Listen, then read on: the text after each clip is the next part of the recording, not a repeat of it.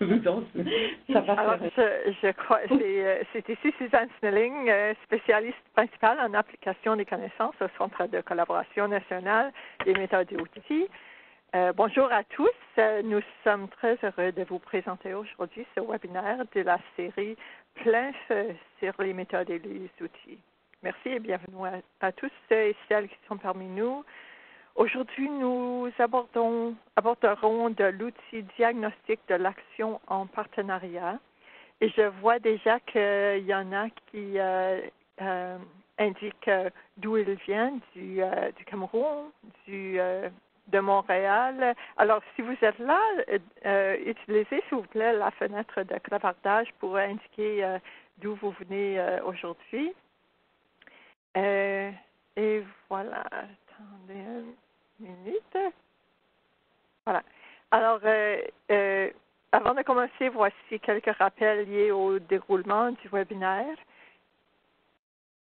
Veuillez, s'il vous plaît, utiliser la section clavardage dans le coin inférieur droit de votre écran dans WebEx afin de partager vos commentaires ou vos questions durant le webinaire. Une période de questions est prévue à la fin, mais sentez-vous tout de même libre d'émettre des questions ou des commentaires tout au long de la présentation.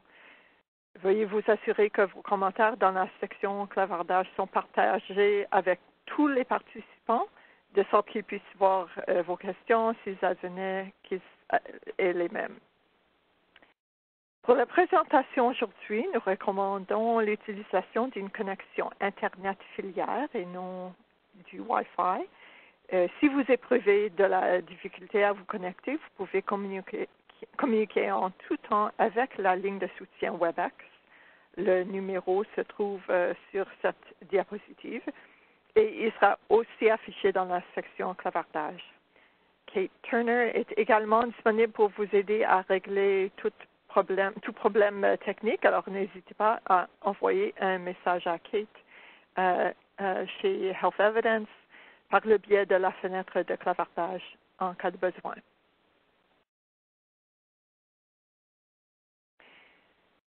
Par la suite, la présentation PowerPoint de ce webinaire sera disponible en anglais et en français. Les enregistrements audio en français et en anglais seront diffusés sur notre chaîne YouTube et un lien sera publié sur notre site Web. Vous pouvez accéder à ces ressources à l'aide du lien publié dans la section clavardage. Ils seront disponibles d'ici une semaine, suivant la présentation d'aujourd'hui. Alors voilà, il y en a à la Nouvelle-Écosse aussi. Bienvenue.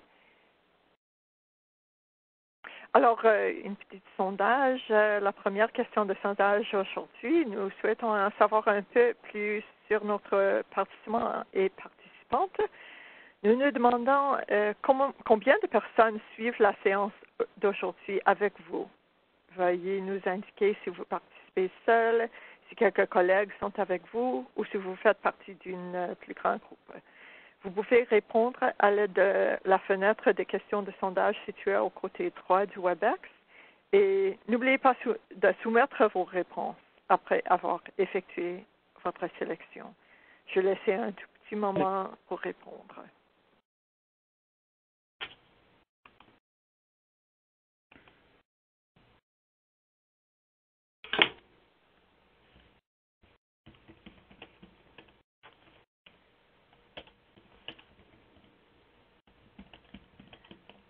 Et d'accord, merci. Je ne sais pas comment voir les réponses, mais je vous souhaite la bienvenue.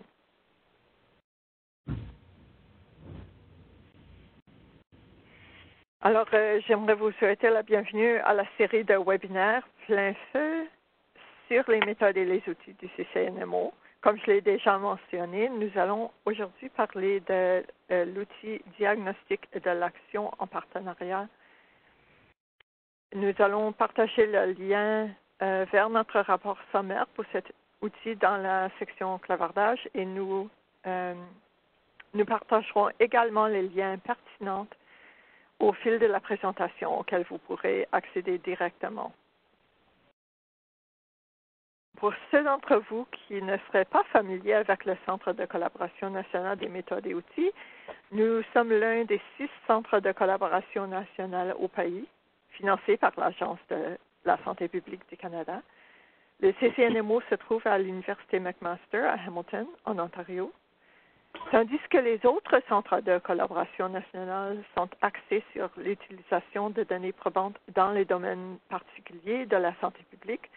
Le CCNMO se concentre quant à lui sur l'amélioration de l'accès et de l'utilisation des méthodes et des outils pour la prise de décisions fondées sur des données probantes et sur l'application des connaissances dans tous les domaines de la pratique de santé publique au Canada.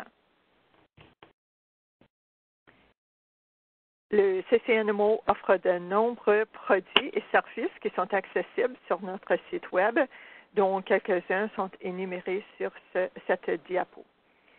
Beaucoup d'entre vous en connaîtront déjà certains, bien que nous allons aujourd'hui nous concentrer sur un outil qui se trouve dans notre registre de méthodes et outils. Nous aimerions également mentionner que le CCNMO offre un grand nombre de modules d'apprentissage en ligne dans son centre d'apprentissage.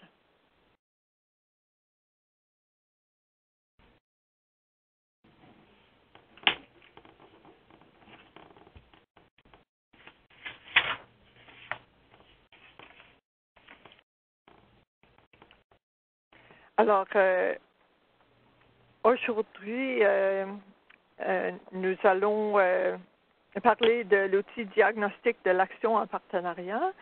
Ce webinaire comprendra une présentation de la part des concepteurs de cet outil de partenariat et d'un groupe ayant utilisé cet outil dans sa pratique et qui se joint à nous aujourd'hui pour partager ses expériences.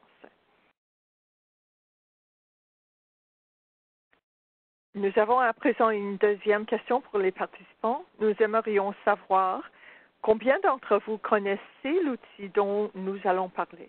Peut-être n'avez-vous jamais entendu parler de l'outil, peut-être en avez-vous déjà entendu parler, ou peut-être encore avez-vous eu l'occasion de l'utiliser dans votre propre pratique. Une fois que vous avez sélectionné votre réponse, assurez-vous de cliquer sur le bouton d'envoi situé dans le coin inférieur droit de la fenêtre.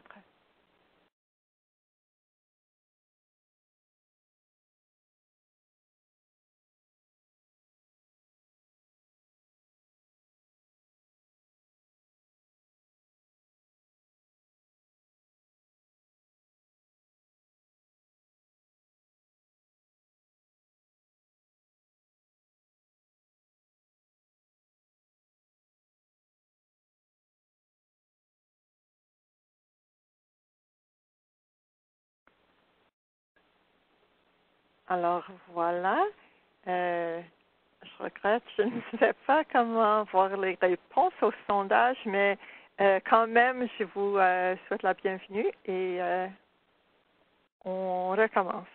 Alors, j'aimerais maintenant vous présenter officiellement nos présentatrices d'aujourd'hui. Angèle Bilodeau est professeure titulaire et chercheuse à l'École de santé publique de l'Université de Montréal et l'auteur principal de l'outil original en français. Gillian Carnias est une consultante en promotion de la santé bilingue chez Health Nexus. Merci beaucoup, Angèle et Gillian, de vous joindre à nous aujourd'hui. C'est un honneur de vous avoir parmi nous pour présenter et partager votre travail. Et je vous laisse la parole et attends, je vous donne l'aval. Merci. Oh, est-ce que, Susan, est-ce oui. que vous pouvez le passer à mon... à vous, Gillian, oui. C'est moi qui avance les diapositives. D'accord. Mais Angèle va commencer. Alors, bonjour à chacun et chacune qui est là. C'est agréable de faire ce webinaire avec vous aujourd'hui. L'outil diagnostic de l'action en partenariat en français est un outil qui a déjà une longueur de vie. Il a été produit en 2008 en première édition. En 2014, on a en fait une deuxième édition en précisant les procédures d'utilisation. Et on a fait récemment, en fait, une édition en anglais en 2017. Et c'est la raison pourquoi on fait le webinaire aujourd'hui, parce qu'on vient de le publier en anglais et le Centre de collaboration nationale sur les méthodes et les outils qui dispose en fait sur son site les deux outils en anglais et en français, nous a donc invités à faire un webinaire aussi en français, même si l'outil existe en français depuis déjà un bon moment.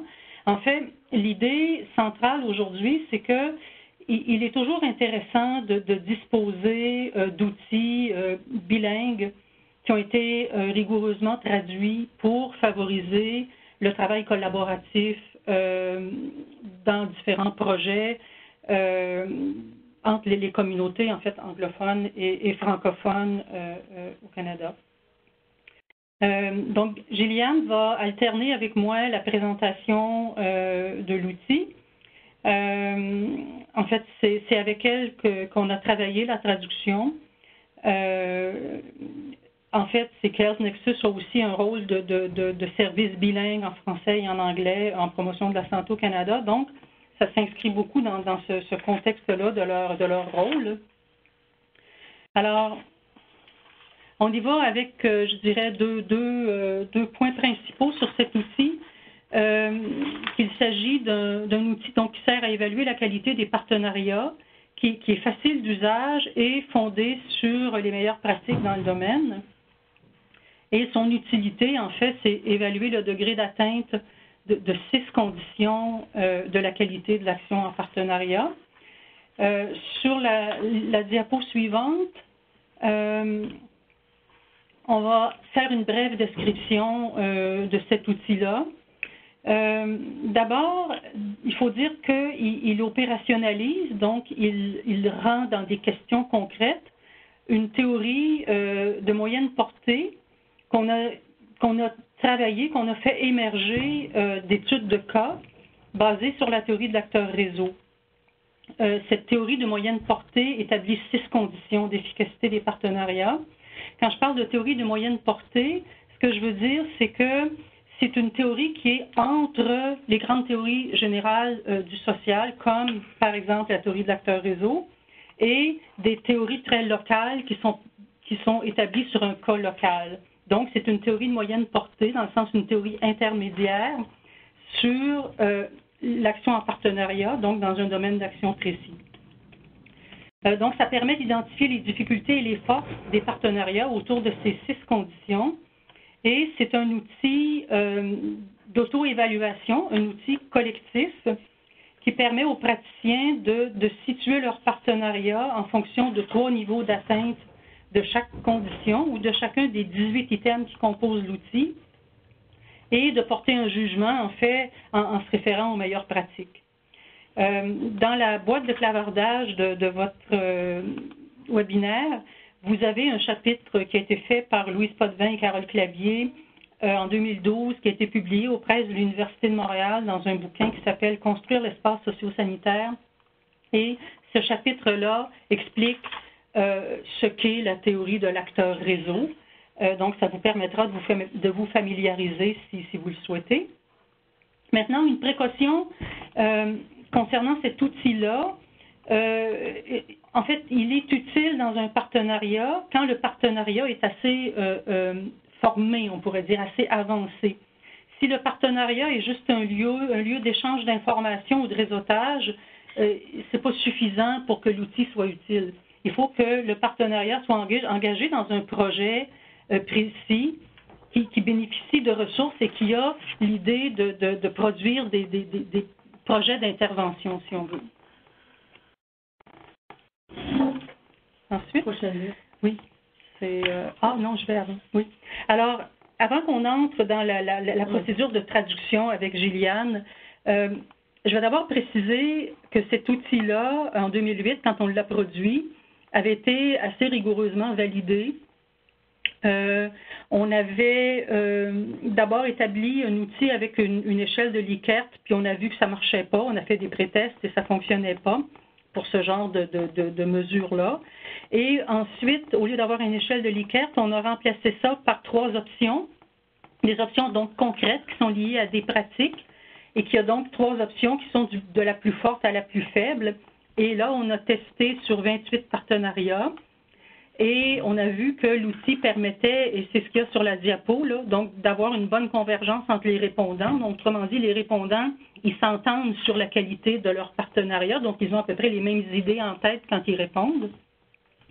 Et aussi que ça permet de départager les moins bons et les meilleurs partenariats. En fait, il faut qu'un outil soit discriminant pour être efficace. Et vous avez dans la boîte de dialogue toujours une référence, un lien vers l'article de 2011 qui a été publié dans la Revue canadienne de santé publique qui décrit en fait la procédure de validation de l'outil. Alors maintenant, on va regarder de quelle façon on a développé la version anglaise et je laisse Gilliane vous en parler. Merci. J'ajoute juste dans la boîte de clavardage, là, on a envoyé le mauvais lien au début parce que hier, on avait le lien pour l'appeler en anglais. Okay. Alors, je viens juste d'ajouter celui en français parce que l'article même est en français. Oui, l'article est en français, oui. OK, changeons de diapo. Alors, voilà, comme vous autres, je suis assez récemment en connaissance de cet outil.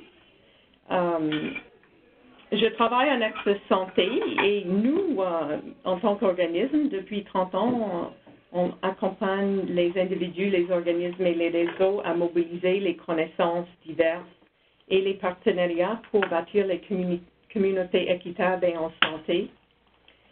Dans l'année 2014, en préparant avec une collègue pour une série de webinaires, nous avons fait des recherches assez longues pour identifier les meilleures pratiques et les outils d'évaluation pour les partenariats. Notre erreur a été de ne pas avoir fait des recherches en français, justement. Donc, on a trouvé des outils des États-Unis, les outils d'Australie, assez bien connus dans les milieux anglophones, là. Mais on a trouvé ces outils très longs, lourds et qui semblaient manquer une précision sur les indicateurs auxquels notre expérience de pratique nous a appris de prêter attention. Alors, de mettre de l'attention là-dessus. Alors, on a fait notre webinaire sans connaître l'outil d'Angèle et ses collègues. Un an plus tard, j'avais une collègue au bureau de santé publique à Peterborough qui m'a envoyé un courriel avec un lien pour un article de Bernard Leclerc dans la revue canadienne d'évaluation de programmes. Voilà, elle m'a demandé, parce qu'elle est unilingue anglophone, qu'est-ce que ça parle de quoi cet article-là? Il y avait partenariat et évaluation dans le titre. Elle a connu ces deux mots-là assez bien pour connaître que ça m'intéresserait moi aussi. Alors, j'ai lu l'article, j'ai commencé à connecter avec le travail d'Angèle et ses collègues. Et à partir de cela, plus tard, dans le contexte d'un projet financé par le ministère fédéral des femmes et de l'égalité de genre, anciennement la Condition féminine Canada, nous avons, dans le contexte de ce projet, pu collaborer avec Angèle pour produire la version anglaise, donc elle a mentionné tout à l'heure, et pour lequel on a eu le webinaire hier. Maintenant, nous avons accès à un outil bilingue qui est basé sur les données probantes et qu'on a adapté et utilisé avec nos projets pan-canadiens. Alors, on est très content de cet accès pour les environnements soit français, soit anglophones ou soit bilingues.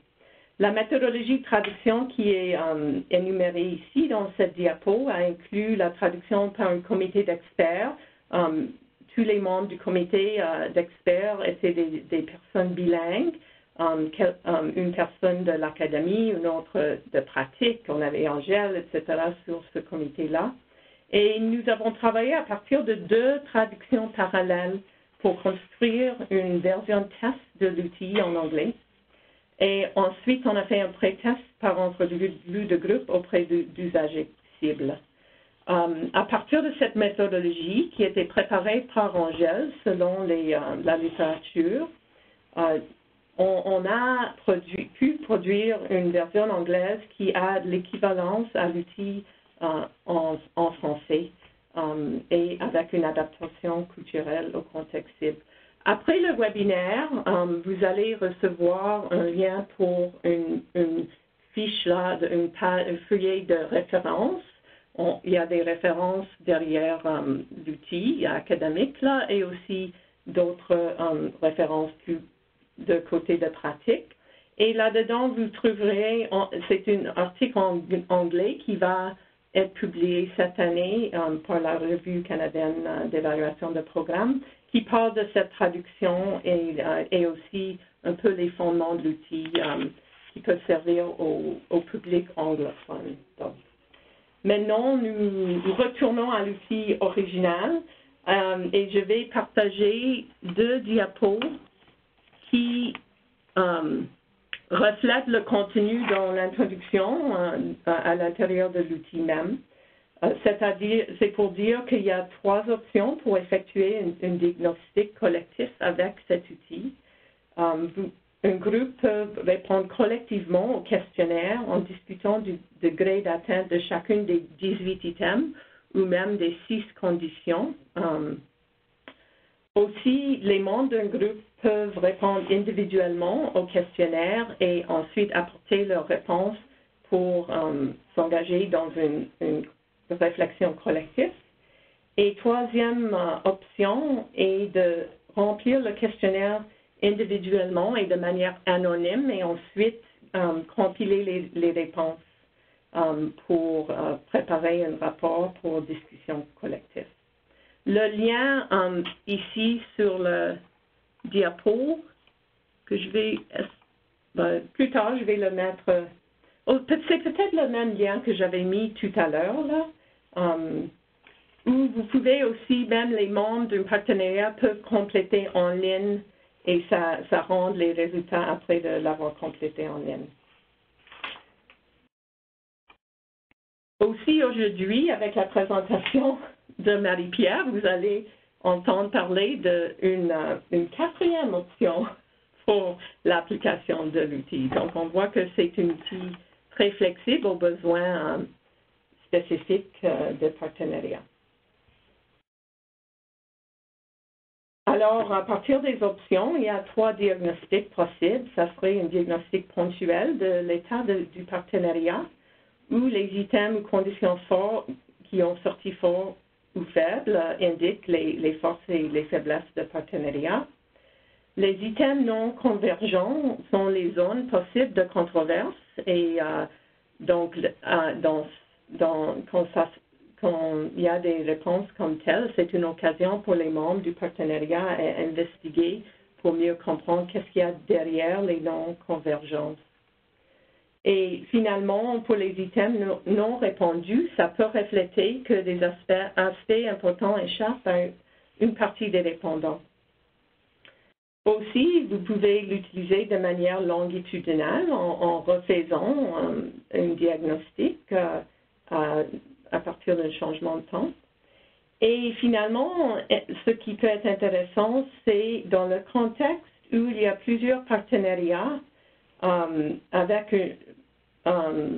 dans le contexte d'une même région, d'un même bailleur de fonds, une même problématique ou une même politique ou programme, plusieurs partenariats peuvent faire le diagnostic de manière simultanée et s'ils sortent des problèmes autour des mêmes items, cela peut conduire à identifier des enjeux collectifs soit dans la région ou à l'intérieur d'une politique spécifique. Maintenant, on retourne à Angèle pour mieux connaître tous les fondements derrière l'outil. Je trouve fascinant. Alors, pour nous qui sont nouvelles, est nouveau à le connaître. Alors, on y va avec des choses plus théoriques, là, mais quand même, vous allez voir, c'est pas une thèse là, élaborée en 500 pages. Là. Alors, donc, dans les travaux qu'on a fait puis qui ont abouti à faire l'outil, on a trouvé 2 mécanismes principaux qui expliquent la qualité ou l'efficacité de l'action en partenariat. Ces 2 mécanismes sont la dynamique de la participation et les arrangements de partenariat. Et partant de ces 2 mécanismes, on a fait les 6 conditions dont on vous parle un peu depuis le début, qu'on va vous les présenter après. Donc, le lien entre les mécanismes principaux et la qualité de l'action, ce sont les 6 conditions. Et la qualité de l'action, elle a été, dans ce travail-là, évaluée à partir de 3 critères. La force d'entraînement du partenariat, qui est sa capacité à maintenir ou à rallonger le réseau d'acteurs. La pertinence ou l'ancrage du projet dans le milieu, c'est sa pertinence aux yeux des acteurs et son adéquation aussi au contexte. Et la viabilité du projet, c'est son potentiel, en fait, pour transformer la situation dans le sens qui est désiré par les acteurs. Alors ça, c'est un peu comme notre variable dépendante. Et les variables indépendantes, si on veut la dynamique de la participation et les arrangements de partenariat, on va les décliner maintenant. Qu'est-ce qu'on a décrit comme étant la dynamique de la participation? C'est en fait l'idée de mettre en mouvement ou de mobiliser des acteurs autour d'un projet dans le but de résoudre une situation qui est problématique.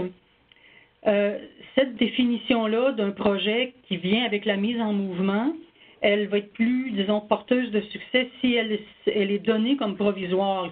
C'est l'idée de ne pas arriver avec un projet tout fini avant de mobiliser les acteurs. Si elle comporte des informations, oui, sur le problème et les solutions, mais aussi sur les acteurs concernés. Quelle est leur position sociale, quels sont leurs intérêts, quel est leur rôle, leur identité, quels sont les enjeux aussi qui les relient les uns aux autres. Et aussi, si cette définition-là du projet identifie des convergences, parce que c'est important quand on veut travailler ensemble de mettre l'accent sur les convergences, mais aussi sur les principales controverses qui divisent les acteurs. Ces controverses-là, d'ailleurs, sont généralement reliées au rapport de pouvoir et aussi beaucoup aux différents savoirs, aux différentes logiques d'action qui animent les acteurs. Donc, une problématisation qui va être bien engagée va dégager des points d'arrimage possibles vers lesquels les acteurs peuvent trouver intérêt à converger. On voit bien dans ce que je viens de dire là que la dynamique de la participation, ce n'est pas une affaire qui marche toute seule. Il y a des rôles importants joués par des responsables, des animateurs, des médiateurs, tous les gens qui sont en position de coordination. C'est beaucoup ces rôles-là qui sont joués pour maintenir une dynamique de participation qui soit efficace. Ce qu'on a à retenir de ça, entre autres, c'est les ingrédients actifs. Ce qu'on appelle des fois en blague un peu la poudre à pâte dans le gâteau, là. Alors, les ingrédients actifs de la participation, c'est l'accès et aussi le partage de l'information. Et ce sont ces 2 ingrédients par lesquels la dynamique de la participation améliore la qualité de l'action. Parce que ça permet d'élargir les cadres, d'élargir les possibilités de convergence parmi les acteurs. Maintenant, concernant les arrangements de partenariat, ce sont des structures et des mécanismes qui permettent de construire la coopération. Ça se construit en renforçant les convergences, en faisant la résolution des controverses et en regardant en fait à travailler des compromis qui sont souvent des dosages entre les approches des différents acteurs. Il y a rarement, comment je pourrais dire, l'émergence d'un paradigme nouveau qui n'a jamais existé. C'est beaucoup des bricolages dans ce genre de coopération, de co-construction, de compromis. Alors voilà pour ces 2 grands mécanismes, si on veut, à partir desquels on a développé les mesures qui ont été mises dans l'outil. Donc, autour de la dynamique de la participation, on a 4 conditions. On va les regarder, disons, assez rapidement l'une après l'autre. La première condition, ça réfère à qui participe. Couverture large des perspectives. C'est-à-dire que l'idée est d'arriver à ce que les différents points de vue, les différentes perspectives sur la situation sont engagés dans le partenariat. L'idée étant par là d'élargir les zones de convergence parmi les acteurs, parce que plus le spectre d'acteurs est étroit, disons orienté dans une seule voie, bien moins les possibilités d'élargir sont là. Deuxième point, à quelle étape participe-t-on? C'est l'idée d'arriver à un intéressement précoce des acteurs pour qu'ils soient engagés dans les choix stratégiques et pas seulement dans les dimensions opérationnelles. Vous voyez que là, ce n'est pas des dimensions très nouvelles. Ça fait longtemps que quand on lit n'importe quoi sur l'efficacité du partenariat, l'idée de l'engagement précoce des acteurs, c'est une idée qui est toujours encore présente et qui mérite toujours d'être redite et qui est ressortie aussi évidemment dans les travaux qu'on a faits. Le troisième, c'est qui contrôle la décision. Encore là, les acteurs doivent être engagés dans des espaces de négociation de sorte qu'ils ont la capacité d'influencer les décisions. C'est l'essence même du partenariat. Le quatrième élément, c'est les acteurs nécessaires à l'action. On parle d'engagement des acteurs stratégiques et névralgiques. Quand on parle des acteurs névralgiques, là, c'est ceux qui réalisent le travail. On prend un exemple, les infirmières scolaires, admettons, dans un programme comme École en santé. Mais il y a aussi des acteurs stratégiques, c'est ceux qui sont requis pour entraîner la participation des autres. Par exemple, les directions d'école qui s'engagent dans École en santé. Ce n'est pas elles qui font directement le travail, mais leur aval est absolument essentiel. Alors donc, ces partenaires-là, ils doivent être en position de prendre des décisions et d'engager des ressources. C'est souvent un malaise des partenariats où les gens qui y sont en fait des gens qui n'ont pas de pouvoir. Il faut aussi qu'il y ait des ressources évidemment essentielles qui soient mobilisées et il faut que le partenariat soit aussi capable d'avoir un effet d'entraînement. Donc, d'entraîner la participation d'autres acteurs qui sont requis pour progresser dans l'action. Maintenant, les deux autres conditions, elles sont vastes. Ce sont les deux conditions qui ont le plus d'items sur les 18 items de l'outil, parce que ce sont les deux conditions qui font vraiment la plus-value après avoir mis une bonne dynamique de participation. Donc, l'égalisation des rapports de pouvoir et la co-construction de l'action. Alors, qu'est-ce qu'on entend par des arrangements de partenariat qui favorisent l'égalisation des rapports de pouvoir? Ça, c'est une phrase je vais vous la lire telle quelle, là, je vous l'expliquerai après. Donc, des structures et des mécanismes qui réduisent l'effet de subordination découlant de l'inégalité structurelle parmi les acteurs. J'explique. Les acteurs sont inégaux. Structurellement, là, dans la société, les acteurs sociaux ne sont pas tous égaux. Ils ont des positions sociales différentes, ils ont des atouts différents, ils ont des ressources différentes, donc ils sont socialement inégaux. Réduire la subordination, ça veut dire de travailler à faire qu'ils puissent contribuer de manière efficace dans des espaces participatifs, qu'ils soient ou pas pourvus de beaucoup de pouvoir et de beaucoup de ressources. Et ça se voit, il y a des signes concrets de ça dans leur influence et leur interdépendance. S'ils sont capables de saisir que même les acteurs qui disposent de moins de capacité ou de pouvoir peuvent aussi avoir de l'influence et qui sentent qu'ils ont une interdépendance avec les autres. Par exemple, par un traitement équivalent des différents points de vue. Autrement dit, est-ce que, par exemple, l'acteur plus petit ou plus disposant de moins de pouvoir, est-ce que son point de vue est traité de la même manière que le point de vue de quelqu'un qui en dispose davantage? La reconnaissance juste des contributions de chacun, la répartition équitable des avantages, la négociation des critères et procédures de reddition de comptes, ce qui est une condition quand même pas toujours très répandue dans nos partenariats. La reddition de comptes reste souvent l'affaire des bailleurs de fonds. Alors, ces éléments-là que je vous mentionne, ils sont tous transformés en items dans les 18 items de l'outil. Alors donc, pour construire de nouvelles solutions parmi des groupes d'acteurs, ils doivent parvenir à modifier leurs rapports sociaux et leurs règles. par exemple, passer d'un contrat de sous-traitance à un contrat, à une forme d'action négociée. C'en est une transformation des rapports de pouvoir.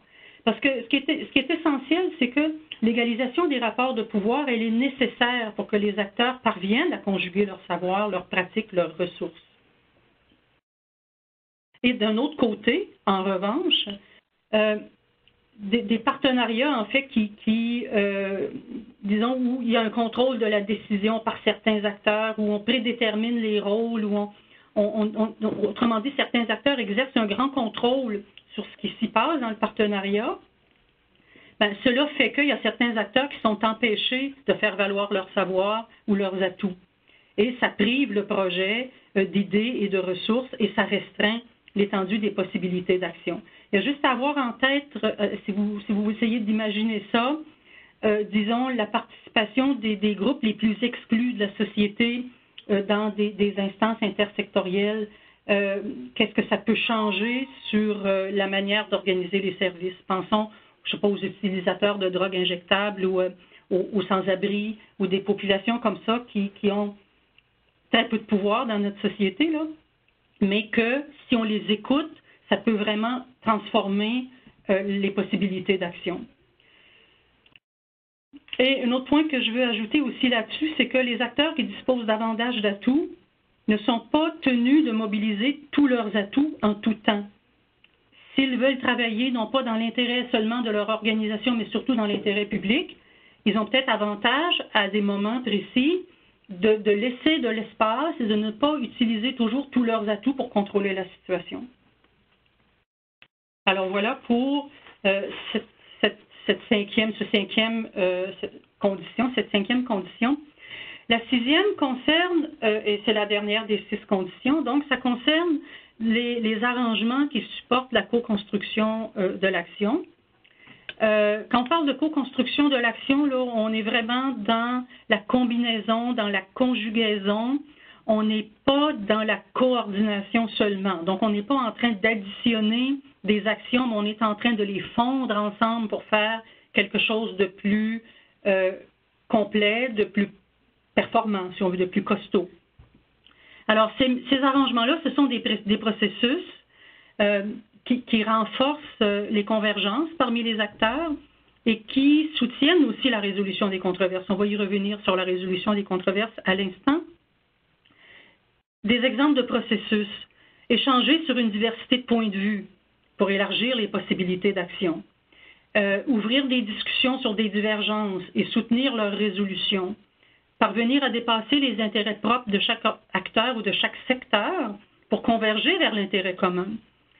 Modifier les actions propres à chaque acteur ou à chaque secteur encore en silo là, pour construire des solutions, mais vraiment beaucoup plus intégrées. On voit bien là-dedans aussi le rôle important des personnes, des têtes de réseau, des personnes qui sont placées au centre de ces partenariats-là pour les faire évoluer. Ouvrir les échanges sur des diversités de points de vue, c'est pas quelque chose qui est facile à faire, ça demande du métier. Alors donc, tout ce travail de médiation, on le voit en filigrane derrière les items de l'outil. Et donc, le progrès dans ce sens-là des arrangements de co-construction, c'est lorsque les acteurs vont identifier par eux-mêmes des progrès dans la pensée, donc dans la manière de penser les problèmes et les solutions, et dans les actions aussi qui vont découler de cette synergie-là parmi les acteurs. Et je le dis, ça dépasse en fait ce travail-là, la coordination administrative, pour vraiment entrer dans le renouvellement des manières de faire. Parce que le travail en partenariat, c'est dispendieux. C'est un mode qui est cher pour produire des actions. Donc, pour qu'il y ait une plus-value, il faut vraiment qu'il y ait un renouvellement des façons d'intervenir qui en découle. Autrement, c'est un surinvestissement, en fait, par rapport au profit qu'on peut faire de l'action en partenariat. Sur la résolution des controverses, en fait, il y a 3 stratégies de résolution des controverses qu'on doit retenir. Délibérer, expliciter, confronter des positions. Ça se fait souvent par l'ajout de tiers acteurs. On n'est pas obligé de faire se confronter les 2 parties les plus en opposition, mais on peut, par exemple, ajouter des tierces parties qui amènent des savoirs nouveaux et qui vont faire que le débat va évoluer, la pensée va évoluer.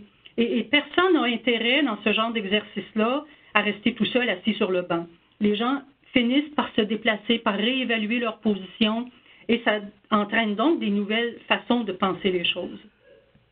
Il y a aussi une autre stratégie qui est le renforcement de certains liens et l'abandon d'autres liens. Forcément, dans un espace de partenariat, à mesure que le partenariat évolue, le réseau se reconfigure. Il y a des acteurs qui vont quitter momentanément ou pour plus longtemps parce qu'ils ne s'y retrouvent pas dans là où on est en train d'aller, et il y en a d'autres qui vont s'ajouter pour renforcer dans le sens de cette direction-là. Et c'est comme ça qu'on va arriver, par exemple, à élaborer des solutions plus robustes qui vont faire que le partenariat va continuer à évoluer. Parce que si le partenariat ne parvient pas à cela, il va mourir, il va finir par disparaître. Et donc, ce que l'on a vu aussi beaucoup dans les recherches qu'on a faites, c'est que lorsqu'on n'a pas ce type de co-construction-là, on est plus dans, disons, un modèle de domination du paradigme de l'acteur en position de pouvoir, ou dans ce qu'on pourrait appeler l'empilement ou la juxtaposition des modèles d'action. On a le volet 1, le volet 2, le volet 3, puis chacun a son paradigme, et puis voilà, ça fait l'action. Mais la personne qui, elle, est servie à travers ça n'est pas toujours servie pour le mieux. Il y a des conflits de manière de faire quand on n'arrive pas à mieux intégrer les choses.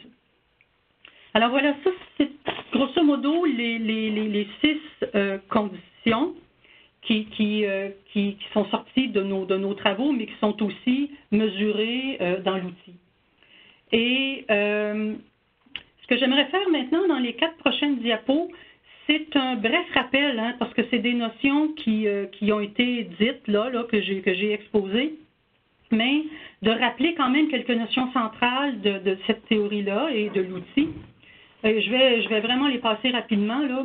La première, ça réfère aux ingrédients actifs de la participation, et on réfère évidemment à l'accès et au partage de l'information comme ingrédient actif par lequel la dynamique de la participation contribue à la qualité de l'action, parce que ça permet d'élargir les possibilités de convergence parmi les acteurs. L'autre notion, c'est celle de l'égalisation des rapports de pouvoir. Donc, je répète, des structures et des mécanismes qui tendent à réduire l'effet de subordination qui découle de l'inégalité structurelle parmi les acteurs, et que ça se reconnaît dans des espaces communs, des règles où les acteurs peuvent repérer des signes concrets de leur influence et de leur interdépendance. La troisième notion, c'est l'idée de co-construction dont je parlais tantôt, donc qui est une conjugaison, qui est plus qu'une juxtaposition de savoir, de modèles et d'atouts. Et la dernière notion réfère à la résolution des controverses que je viens d'apporter tantôt. Alors, je ne vais pas les ramener, mais en fait, co-construire l'action ensemble nécessite souvent qu'on doive s'attarder aux controverses si on veut progresser un cran plus loin, en fait, dans l'action. Alors, Gillian va maintenant y aller avec la manière dont l'outil est fabriqué, pour ceux qui ne l'ont pas ouvert encore, là. Voilà. Merci. C'est fantastique. Chaque fois que j'écoute la théorie, là, ça approfondit pour moi l'appréciation et la complexité qu'on a tous expérimenté, là, mais ça nous aide d'avoir les mots et les concepts pour à partir de quels on peut mieux comprendre. Bon, alors ici, nous avons pris une petite photo des deux premières questions à partir de l'outil. Et juste, je ne me souviens pas si, Angèle, tu as parlé là-dessus, mais durant la validation de l'outil, les chercheurs ont trouvé qu'une approche avec les options très concrètes de choix pour la répondante ou le répondant est beaucoup plus précise que l'utilisation d'une escale Likert, oui, d'une échelle Likert, pardon. Alors, vous voyez dans l'outil qu'avec chaque item, à côté de chaque chiffre, en dessous, vous trouvez 3 options. Et l'ordre des options est randomisé, donc ce n'est pas toujours le premier qui serait un exemple d'une force. Et les gens, quand ils répondent, vont choisir une option parmi chaque 3 énoncés.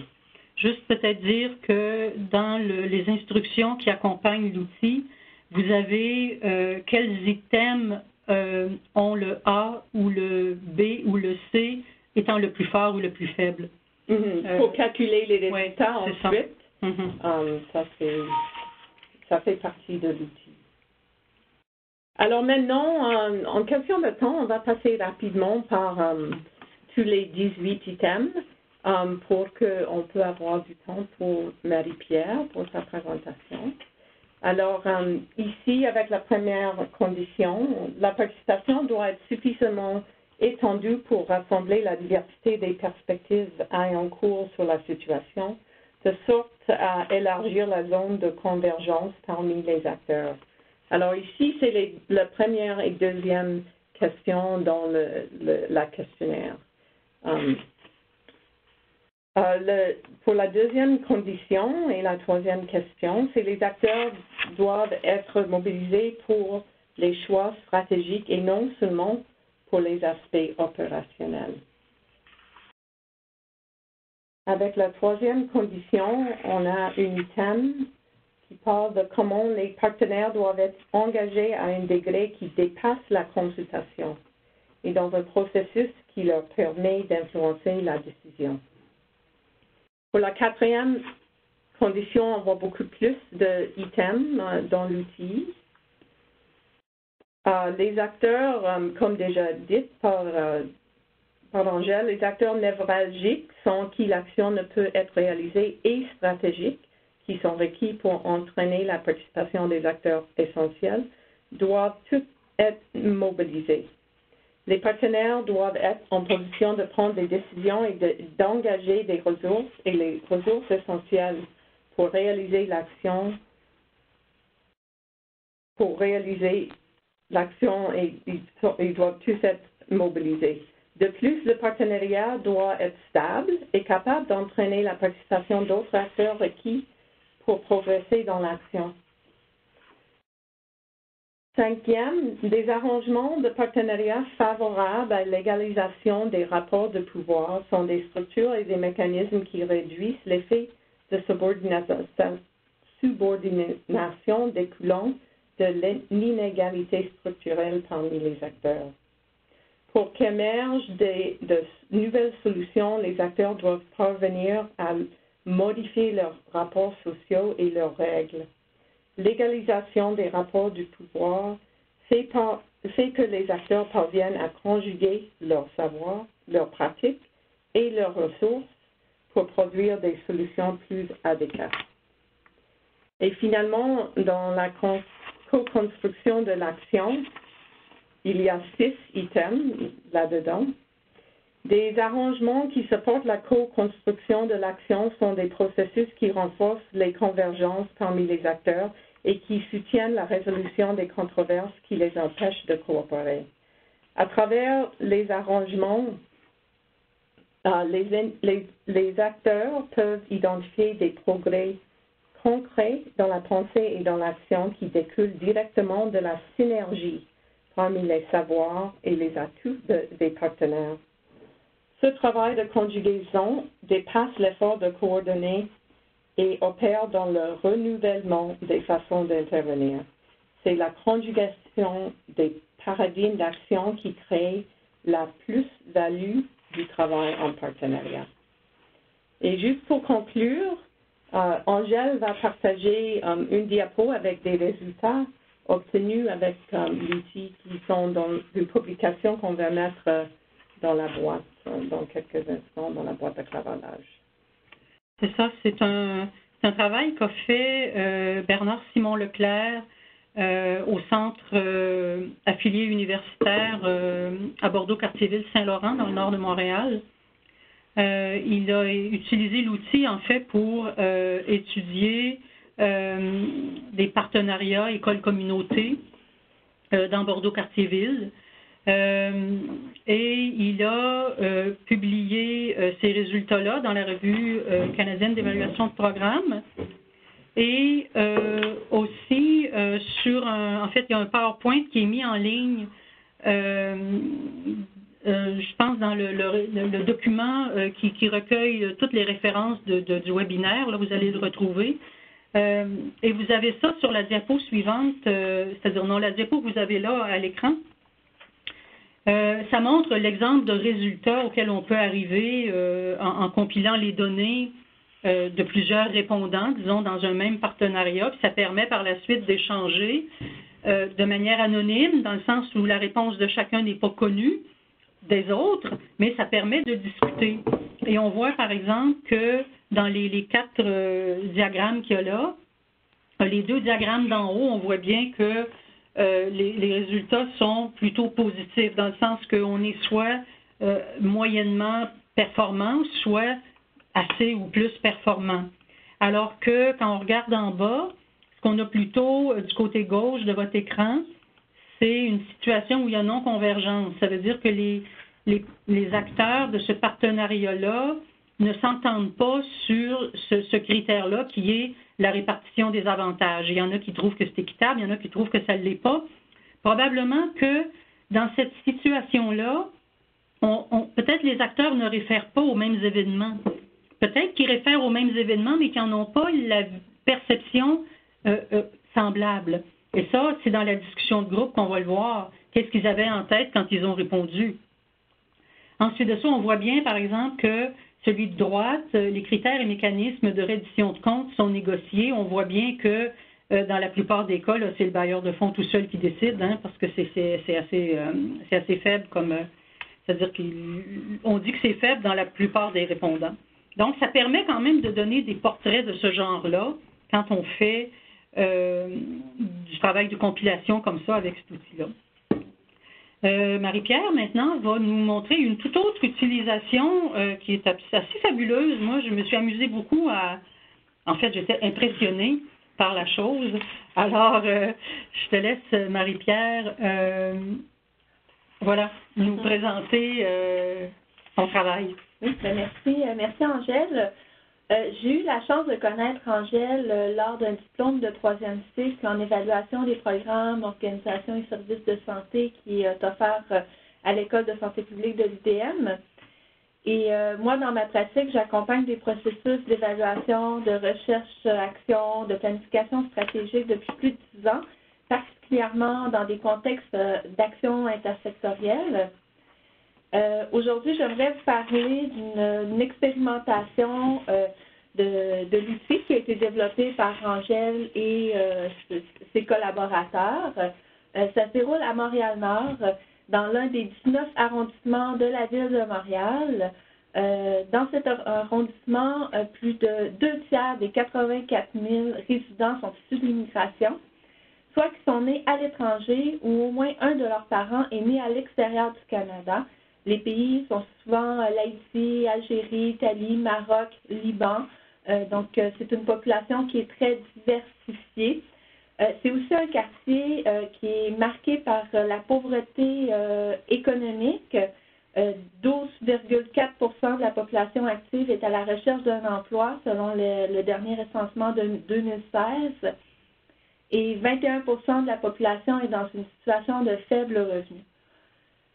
L'arrondissement de Montréal-Nord, elle, travaille à instaurer une approche collaborative et de partenariat, autant avec les organismes communautaires, les institutions gouvernementales, les entreprises privées et aussi les lieux de concertation. Le projet dont je vais vous parler aujourd'hui s'inscrit dans cette implantation de cette approche qui avait pour but de créer... En fait, la raison pourquoi ils travaillent autant avec les tables de concertation et de manière collaborative avec l'ensemble des partenaires, leur but, c'est d'accroître, d'avoir des projets qui sont structurants afin d'agir concrètement sur les conditions de vie des résidents. Donc, c'est leur objectif et ils croient que par la collaboration et le partenariat, ils vont y arriver. Il faut comprendre que sur le territoire de Montréal, on retrouve 30 tables locales de concertation en développement social, qu'on appelle des tables de quartier. Ce sont des lieux qui sont souvent privilégiés par l'administration publique, puisque c'est des instances qui sont intersectorielles, qui regroupent des acteurs provenant de l'action communautaire, des milieux institutionnels, mais aussi parfois des secteurs coopératifs, privés et philanthropiques. Ces tables élaborent des plans d'action pour agir sur des préoccupations qui sont vécues dans les quartiers. En juin 2017, l'arrondissement et la table de quartier de Montréal-Nord ont décidé de signer une entente de partenariat. De cette entente, 3 conventions en sont ressorties. En fait, on entend des conventions, c'est des ententes spécifiques qui touchent des projets bien précis ou des actions bien précises. On a priorité jeunesse, l'aménagement d'un secteur du quartier qui est un secteur qui est enclavé où on retrouve plusieurs enjeux sociaux. Il y a aussi une convention qui est signée pour la mise en œuvre du plan de développement social. 18 mois après la signature de l'entente, les membres du conseil d'administration de la table de quartier se sont beaucoup renouvelés, donc il y a eu beaucoup de changements dans ses membres et c'est avéré essentiel de prendre un moment pour bien comprendre l'entente de partenariat et d'en apprécier les retombées ou de voir des actions pour pouvoir améliorer ce partenariat pour la suite des choses. C'est dans cette optique qu'Angèle Bilodeau et moi-même ont été approchés. Donc, l'arrondissement et le conseil d'administration décideraient réaliser une démarche appréciative de leur partenariat. Ils étaient intéressés aussi par l'outil diagnostic qui avait été créé par Angèle et ses collaborateurs. Donc, ils s'intéressaient aux composantes qu'on retrouve dans l'outil, mais ils désiraient aussi aller plus loin en réalisant un réel dialogue entre les différentes parties prenantes afin de permettre d'identifier les écueils, les controverses, mais aussi de trouver des solutions pour consolider ou améliorer le partenariat. Donc, la démarche qu'on est en train de faire, débutée en janvier dernier, va se poursuivre dans les prochains mois, donc elle est vraiment en réalisation actuellement.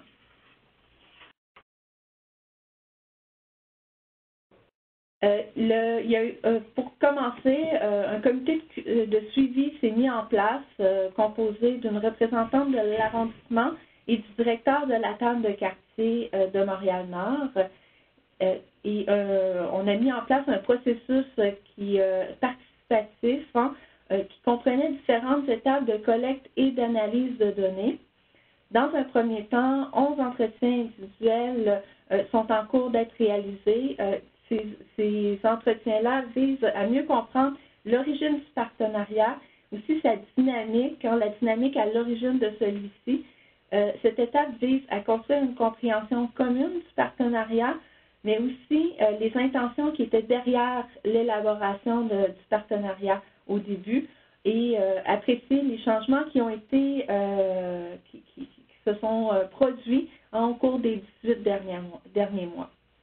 Dans un deuxième temps, 10 personnes par convention, donc dans chacun des comités dont je vous parlais tout à l'heure, ce qui fait 30 personnes en tout, vont compléter l'outil diagnostic de l'action en partenariat, donc ils vont le compléter de façon individuelle. Ces résultats vont nous être envoyés et nous allons corriger l'ensemble des données issues autant des entretiens individuels que de l'outil diagnostic afin d'alimenter les discussions lors d'une prochaine étape qui va tourner autour d'une activité de réflexion collective. Cette activité permettra d'apprécier ensemble le partenariat, donc c'est vraiment une activité collective. Notre mandat était en fait de trouver un outil visuel qui permettait de mettre en image et en relation les 6 dimensions que Angèle et Juliane vous ont présentées tout à l'heure, mais aussi de supporter la collaboration et les échanges et de favoriser la réciprocité de ces échanges dans un dialogue entre les différents partenaires afin de discuter des enjeux, mais aussi des controverses et d'identifier des manières de les dénouer, d'améliorer en fait le partenariat. On avait aussi comme mandat de permettre collectivement d'identifier des forces, des faiblesses et des pistes d'action pour poursuivre le partenariat. Donc, c'était une mission assez robuste et on a utilisé différents outils. Donc, c'est les outils dont je viens de vous parler, mais ensuite, il va aussi y avoir un dialogue qui va nous permettre de faire dialoguer les résultats et les pistes d'action et une diffusion et une appropriation de ces résultats qui va clore la démarche.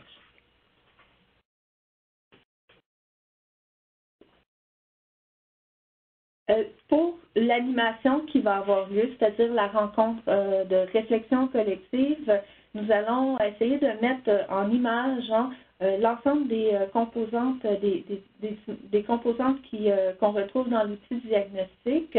Et cette image-là va être produite en grand format afin que les participants à l'activité puissent s'asseoir autour et puissent utiliser l'image comme outil de discussion.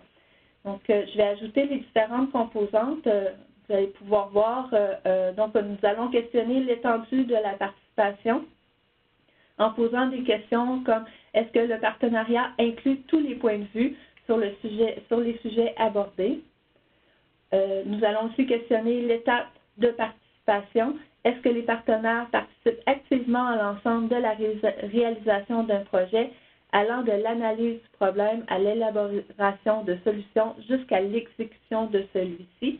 Et vous pouvez voir qu'il y a des questions qui sont associées. Donc, les questions, on les voit en image sur l'outil qui va être utilisé. Ensuite, le contrôle de la décision. Est-ce que les partenaires qui ont moins de pouvoir sont engagés dans les négociations et peuvent influencer les décisions? La quatrième dimension porte sur les ressources nécessaires. Donc, est-ce que les partenaires et les ressources nécessaires à l'action sont mobilisés? L'égalisation des rapports de pouvoir, qui est une composante assez importante. Plusieurs questions y sont rattachées. Donc, est-ce que le partenariat travaille de manière intentionnelle pour égaliser le pouvoir parmi les partenaires? Et la dernière dimension qui va être traitée, c'est la co-construction de l'action. Est-ce que les partenaires ont des arrangements de partenariat qui favorisent la co-construction de l'action collective? Donc, les participants seront invités à répondre collectivement à l'ensemble de ces dimensions, donc en groupe. Et pour ce faire, ils vont pouvoir se référer autant aux questionnaires qu'ils vont avoir déjà complétés individuellement à l'animateur qui va avoir en main les résultats de des questionnaires. Donc, il va pouvoir relancer en utilisant les données qui vont avoir déjà été analysées préalablement. Cette manière de fonctionner, en plus de permettre d'approfondir notre première étape de collecte de données, vise en fait permettra aux participants de débuter une analyse collective des résultats et même une appropriation des résultats issus du processus d'appréciation de l'action en partenariat. Lorsqu'on dit que les participants vont devoir se positionner sur l'outil, vous pouvez voir qu'il y a 3 niveaux dans la roue. Donc, le premier, celui qui est au centre, le bleu, correspond au degré peu. Donc, c'est l'intensité le moins grand. Et ensuite, on a un cercle qui est un peu plus grand, qui est le blanc. Et le dernier qui représente une intensité forte. Donc, pour chacune des dimensions, le groupe se positionnera dans dans un espace sur la carte. Lorsque le groupe se sera positionné par rapport au moment présent où il se situe par rapport à chacune des dimensions, nous allons les interroger sur leur intention c'est-à-dire à savoir où ils aimeraient se situer à la fin du partenariat ou à la fin de l'entente de partenariat, c'est-à-dire dans 3 ans et demi, presque 4 ans. Et l'objectif est de trouver des stratégies pour pouvoir réduire les écarts entre où ils se situent maintenant et où ils aimeraient se trouver dans 3 ans ou 4 ans. Ces stratégies seront écrites sur des post-it et ajoutées, accolées en fait, sur l'outil, sur la roue d'appréciation de l'action en partenariat.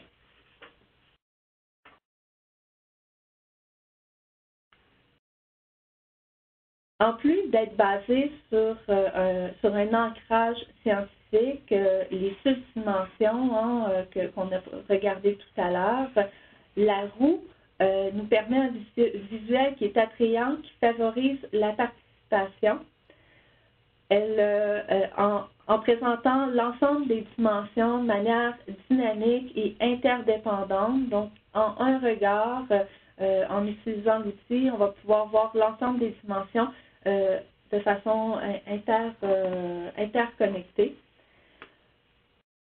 La roue favorise aussi la collaboration et les échanges puisque les participants qui auront complété le questionnaire préalablement pourront mettre en commun leur perception du partenariat et se feront questionner sur les aspects qui sont peut-être plus litigieux, qui sont peut-être moins à l'aise de partager en collectif, mais le fait que nous aurons les résultats de façon anonyme, de façon confidentielle, nous pourrons les présenter et les discuter ensemble et relancer la discussion.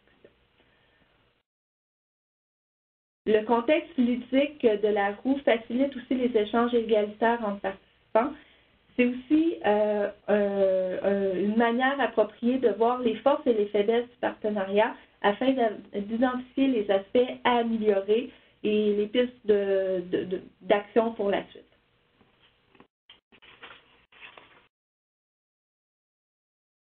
Nous avons la chance de pouvoir s'inspirer des travaux qui ont été faits par Mme Fursovia, qui présentait hier avec Angèle et Gilliane en anglais.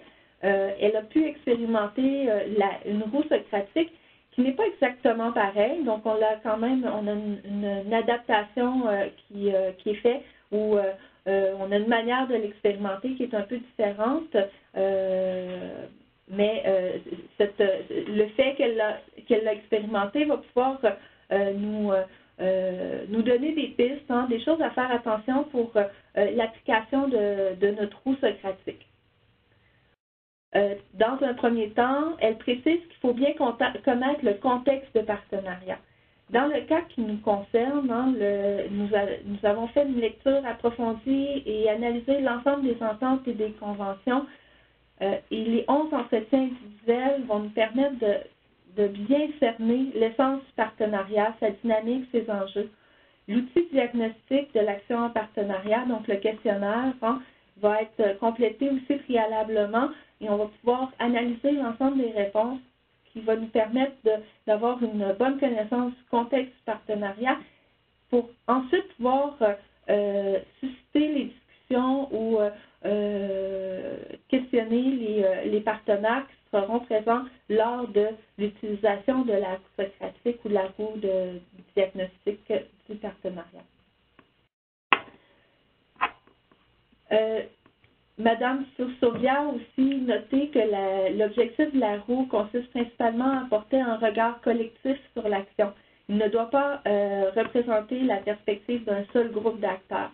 Pour ce faire, l'animateur ou l'animation, la manière d'animer, doit inclure tous les points de vue visés et viser un consensus. Pour réussir à faire ça, il faut que les participants s'engagent dans un échange, dans une perspective d'égalisation des rapports de pouvoir entre les partenaires. Ça implique de nommer et de reconnaître les inégalités présentes dans l'action intersectorielle. Nous allons aussi tenter de mettre les bases pour qu'il y ait un partage et un engagement entre les facilitateurs, les animateurs de la rencontre et les participants. Les participants doivent s'engager à apprendre et à développer une connaissance nouvelle sur leur partenariat. la connaissance produite par l'activité vont appartenir au groupe et devront être employés pour faire progresser les objectifs du partenariat. Il est important aussi de préciser que l'appréciation qui sera accordée à chacune des catégories, donc l'endroit où le groupe se positionnera sur la roue d'appréciation de l'action en partenariat, ne représente pas une mesure de succès ou d'échec. C'est plutôt un marqueur qui nous permet d'identifier des forces et des défis et des manières pour pouvoir relever ces défis. Donc, voilà. Merci. Alors, ça complète la présentation de l'application qu'on est en train de faire, en fait, de l'outil diagnostic, mais surtout dans un nouvel outil qui est cette roue socratique qui, à mon point de vue, a beaucoup de potentiel pour travailler, en fait, avec des groupes. Alors, Suzanne, je te repasse la parole. Oui, merci, mais merci infiniment à toutes les présentatrices pour leur excellent aperçu de l'outil diagnostic de l'action en partenariat et de son utilisation dans la pratique. Vous voyez, à ce stade-ci du webinaire, nous allons prendre les questions. Veuillez transmettre toutes questions ou tout commentaire que vous pourriez avoir pour nos présentatrices dans la fenêtre de clavardage. Et j'ai une question moi-même pendant qu'on attend que les autres questions se présentent. Nous entendons que cet outil est un outil d'évaluation de la qualité de partenariat, mais aussi parce qu'on le complète de façon collective. Est-ce que le processus de compléter l'outil peut enfin changer ou améliorer le partenariat? Alors, est-ce que c'est une évaluation, mais aussi une intervention pour peut-être améliorer une présentation? Je vous demande, Madame Bilodeau, mais aussi à Marie-Pierre Saint-Louis pour votre expérience avec cela. Je pense que Marie-Pierre a utilisé l'outil plus que moi en réel contexte, alors je la laisse aller. Oui. La manière de l'appliquer, le questionnaire en soi peut avoir une visée uniquement d'évaluation, tout dépendant comment on l'utilise. Mais je crois que dès qu'on rentre dans une réflexion collective et on pose c'est ça, une réflexion collective, un regard sur l'ensemble des résultats et on se questionne sur où est-ce qu'on est, où est-ce qu'on aimerait aller et on essaie de décortiquer ça. Je crois qu'on est déjà dans l'intervention et la manière dont nous, on va l'appliquer, puisqu'on essaie d'avoir de rentrer dans le prospectif, donc où on veut aller, on est clairement dans l'intervention et c'est le mandat qu'on s'est fait donner. C'est des personnes qui sont d'action, c'est des personnes qui veulent voir où ils sont, ils veulent faire un processus évaluatif, mais ils veulent rapidement voir qu'est-ce qu'ils peuvent faire pour pouvoir améliorer ou consolider qu'est-ce qu'ils ont déjà. C'est vrai. J'ajouterais ceci que ce travail-là en prospective dont parle Marie-Pierre, il faut qu'il soit accompagné, il faut qu'il soit organisé. Il n'y a pas de diagnostic qui opère tout seul du changement. Je pense qu'il faut être clair là-dessus. Les gens peuvent prendre conscience en répondant à un outil comme celui-là de toutes sortes de choses, mais il faut que toutes sortes de choses-là soient ramassées et transformées en pistes d'action. Et il faut des gens pour faire ça. Et c'est un travail difficile de se positionner en soutien.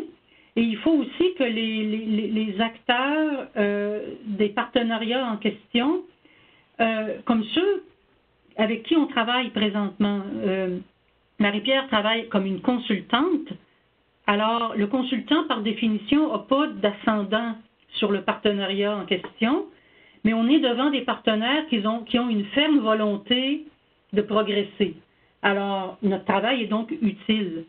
Mais si les partenariats ne sont pas engagés dans ce type de volonté, le travail qu'on peut faire, nous, en soutien, il va être moins productif. Alors, c'est toujours lié à l'intention des personnes en position de décider de comment les pistes d'action qui découlent d'un diagnostic comme celui-là vont pouvoir porter fruit. Merci, c'est intéressant. J'ai une question ici de Justine. Je vais le lire, mais vous le voyez aussi dans la fenêtre de clavardage. Est-ce que l'option de remplir l'évaluation d'un partenariat en mode privé, c'est-à-dire de demander à chacun des acteurs d'y répondre de son bord et de colliger les réponses, est plutôt utilisée en situation de partenariat comportant des tensions? Il me semble que toute évaluation bénéficierait d'y répondre ensemble, en groupe, donc je me questionne sur le pourquoi de cette option. Oui, oui, je crois que son analyse est assez juste. Dans un contexte où il n'y a pas de tension ou un partenariat qui fonctionne quand même relativement bien, pourrait regarder l'outil diagnostic. Moi, dans ma pratique, j'ai utilisé l'outil d'Angèle à plusieurs reprises et oui, on l'a déjà souvent complété de façon collective. Dans ce contexte-là, c'est un groupe qui part de loin. Leur partenariat est vraiment beaucoup en transformation, je dirais, depuis les 2 dernières années, et ils ont le goût d'aller plus loin. Mais c'est certain qu'il y a des rapports de pouvoir, il y a des rapports qui sont présents, puisqu'on parle de partenariat entre des institutions publiques, qui ont des pouvoirs qui sont différents de ceux de l'action communautaire. Donc, dans ce contexte-là, les 2 parties désiraient qu'il y ait cette possibilité de mettre carte sur table et de répondre de façon confidentielle aux questionnaires. Et ils ont le goût d'entendre, en fait, les points qui sont litigés. Ils ont le goût de travailler ensemble. Donc, on a les conditions, je pense, pour pouvoir faire, on pourrait dire même une intervention, pour aller plus loin. Mais à la base, oui, je crois que c'est vraiment parce qu'on est dans un contexte où il y a des rapports de pouvoir qui tentent à s'égaliser. Oui, je pense que c'est l'objectif. Mais pour pouvoir aller plus loin, il faut être en mesure d'identifier ce qui est encore les tensions qui sont encore présentes, là, les écueils qui existent encore. Oui, puis je dirais que de manière générale, quand votre interlocutrice, là, j'ai pas son nom, Justine, quand Justine, vous dites que le climat de confiance, la capacité des acteurs à être ouverts en ce qui concerne leur opinion, je pense que ça, c'est important. Il faut que ce soit des partenariats aussi qui ont un peu l'habitude d'échanger, même à bâton rompu, mais de manière assez transparente. Je pense pas qu'on puisse arriver à faire un travail collectif comme ça, ouvert pour une première fois au sein d'un partenariat qui n'a jamais eu aucun exercice réflexif sur sa pratique. J'aurais tendance à penser qu'il faut que ce soit des acteurs qui se connaissent et qui se côtoient et qui sont à l'aise à accueillir les divergences là, et les discuter. Alors, vous avez raison dans le sens de votre question à avoir une prudence. Au mieux être plus prudent que moins prudent dans ces choses-là. Allez, Gillian. Oui, Julia. Oui, aussi, je voulais ajouter que toujours pour nous, et je crois aussi Marie-Pierre, qui prépare les plans pour animation, pour les discussions collectives, on se pose toujours ces questions sur est-ce que les membres du groupe vont se sentir à l'aise pour partager leur idée. Et à partir de cela, et on peut même parler à quelques-uns qui pourraient être dans une position plus vulnérable avant pour faire une évaluation avant et ensuite pour développer un plan d'animation qui des fois inclut le travail en paire, 2 personnes par paire de 2, par petits groupes de personnes qui sont positionnées de manière similaire en termes de soit partie d'une institution, un groupe communautaire, etc. Donc, tous ces aspects aussi complexes de l'animation et le plan d'animation sont aussi très importants par rapport aux questions d'une évaluation, dans le contexte d'une évaluation participative, parce qu'il y a les côtés atouts de tous avoir un dialogue collectif, mais si ça va perdre des points importants, surtout pour les gens positionnés un peu à part du pouvoir, c'est important aussi d'avoir les options anonymes. Dans le contexte de l'action intersectorielle, là, il arrive, c'est rare que le groupe arrive complètement dans un contexte complètement égalitaire. Il y a toujours des personnes qui ont un peu plus de pouvoir, qui vont être aussi plus en mesure d'exercer leur pouvoir. Et je pense qu'il faut toujours être aux aguets, trouver des stratégies justement qui permettent une certaine égalisation, au moins des discussions. Et nous, dans le contexte dans lequel on était, le fait de le remplir de façon individuelle avant, c'est ce qu'on a trouvé comme étant la meilleure stratégie. Peut-être qu'il y aurait pu avoir d'autres méthodes employées en grand groupe où on aurait pu justement travailler en duo au début, mais nous, on voulait vraiment maximiser le temps collectif puisque on a des personnes qui sont qui n'ont pas beaucoup de temps. Donc, les gens pouvaient seulement se déplacer 3 heures de temps. Donc, en 3 heures, on veut pouvoir maximiser notre rencontre.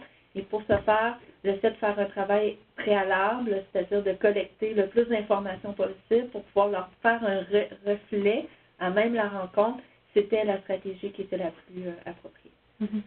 Ce que j'ajouterais peut-être là-dessus, c'est que cet outil-là, en fait, il comporte seulement 18 items et là-dedans, chacun des items va droit au but. Il n'y a pas d'items qui permettent qui sont faciles et qui permettent de préparer l'atmosphère. Alors, donc, quand on l'utilise, l'atmosphère doit être prête. Parce que chaque item va droit au but et touche un point crucial. Alors, c'est important qu'on ait ça en tête. Je crois, l'exemple que Julia Sursova a partagé hier, ce n'était pas un contexte intersectoriel parmi le groupe qui ont discuté, qui ont fait l'évaluation ensemble.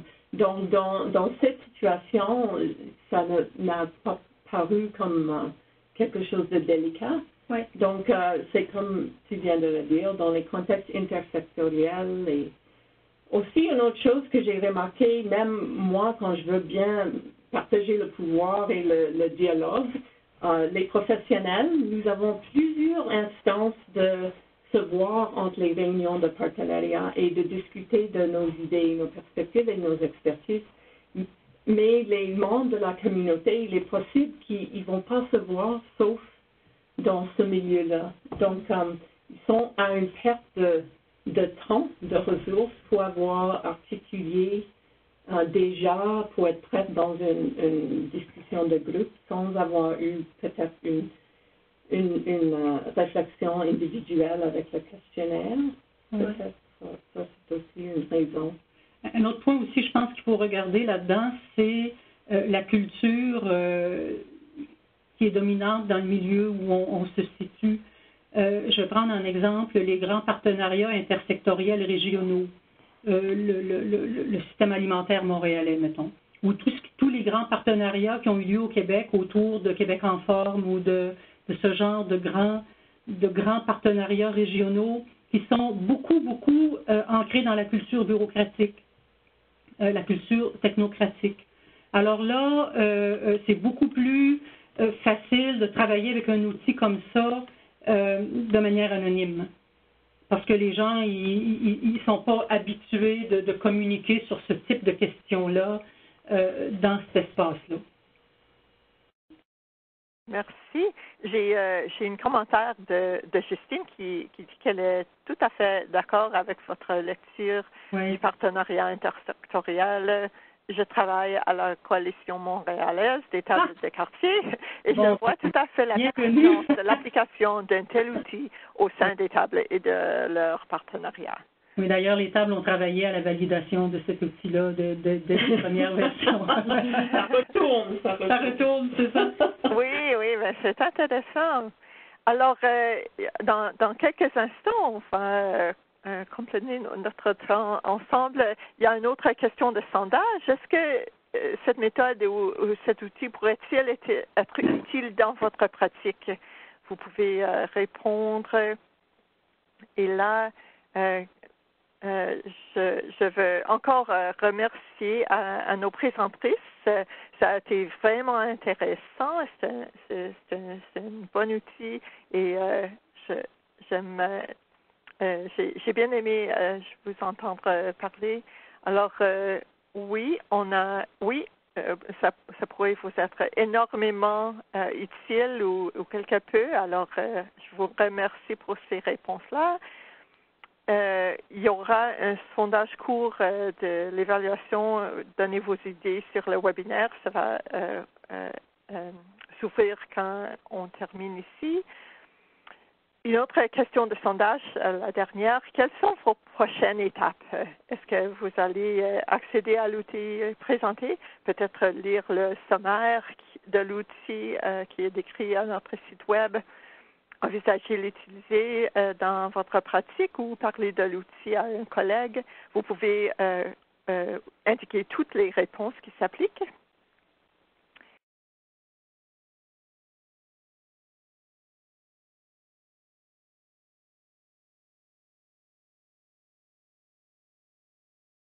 Alors oui, vous voyez peut-être accéder à l'outil présenté, alors c'est excellent, et parler de l'outil à vos collègues. Vous l'envisagez d'utiliser dans votre pratique. Excellent, merci. Et si vous avez des autres histoires d'utiliser la prise de décision fondée sur des données probantes dans votre pratique, nous voulons vous entendre. Il y a notre courriel là. Et notre série de webinaires chez nous au CCNMO, le lien est là. Il y a cette série ici, les pleins feux sur les méthodes et outils, mais il y en a aussi deux autres séries. Alors, si vous voulez vous informer, il n'y a que nous envoyer un courriel. Nous sommes là au nccmt@mcmaster.ca. Je vous remercie une dernière fois et dire merci à nos présentatrices. C'était vraiment excellent. Merci encore à tous ceux qui ont participé et nous ont permis d'avoir cette excellente discussion. Nous espérons vous revoir lors de notre prochain webinaire. Et bonne